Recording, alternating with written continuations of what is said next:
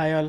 ఇప్పుడే మన ఆహాలో రీసెంట్గా స్ట్రీమింగ్కి వచ్చిన హోమ్ టర్న్ అనే వెబ్ సిరీస్ చూసా. ఎలా ఉందంటే పర్లేదు, ఓకే అని చెప్పొచ్చు. ఎందుకంటున్నా అంటే ఆల్రెడీ మనకి 90s చూస్తాం కదా మనం, సేమ్ అదే రిఫరెన్సెస్ చాలా వరకు కనిపిస్తాయి అన్నమాట ఈ సిరీస్లో.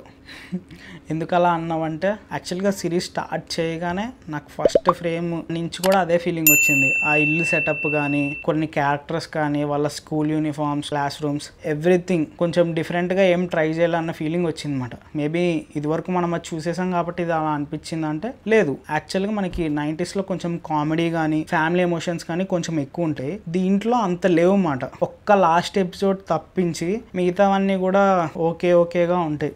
పైన అలా వెళ్ళిపోతుంది అనమాట. కమింగ్ టు ద ప్లాట్ ఏంటంటే మనకి ఒక అబ్బాయి ఉంటాడు, స్కూల్ అబ్బాయి. వాడికి ఏంటంటే చిన్నప్పటి నుంచి కూడా చదువు పెద్దగా అబ్బదు అనమాట. ప్లస్ వాడికి చెల్లి ఉంటుంది, తను బాగా చదువుకుంటుంది. వీళ్ళిద్దరి గ్రోత్ని మనకు చూపిస్తారు అనమాట, వీళ్ళ లైఫ్లో గ్రోత్ని.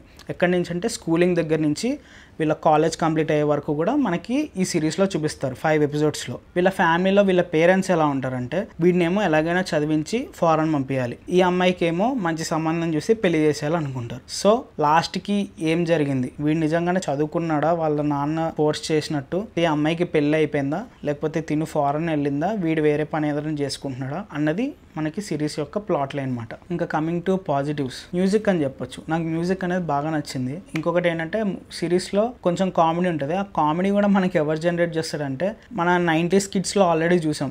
మనకి హీరో పక్కన ఒకడు బక్క అబ్బాయి ఒకడు ఉంటాడు కదా, వాళ్ళ క్లాస్ రూమ్లో తన ఫ్రెండ్, సేమ్ క్యారెక్టర్ సేమ్ గెటప్లో దీంట్లోకి వచ్చేసినట్టుగా అనిపిస్తుంది అన్నమాట మనకి. తను ఉంటాడు, తన కామెడీ కొంచెం వర్కౌట్ అవుతుంది. మరి ఆ సిరీస్ అంత లేదు కానీ ఓకే, కొంచెం కామెడీ అనేది ఏదైనా జనరేట్ అయిందంటే అది ఆ అబ్బాయి వల్లనే. సిరీస్లో మనకు వచ్చి 5 ఎపిసోడ్స్ ఉంటాయి.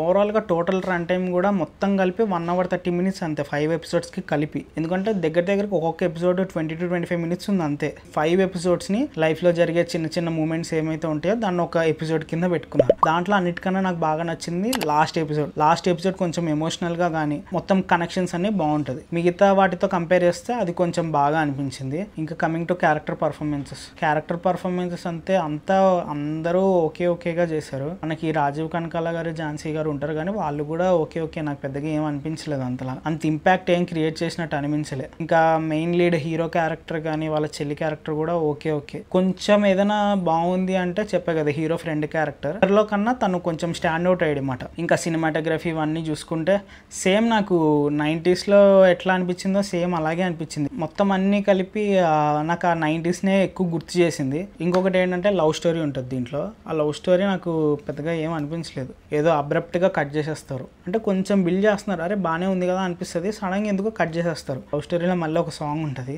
ఆ సాంగ్ పర్లేదు బాగుంది.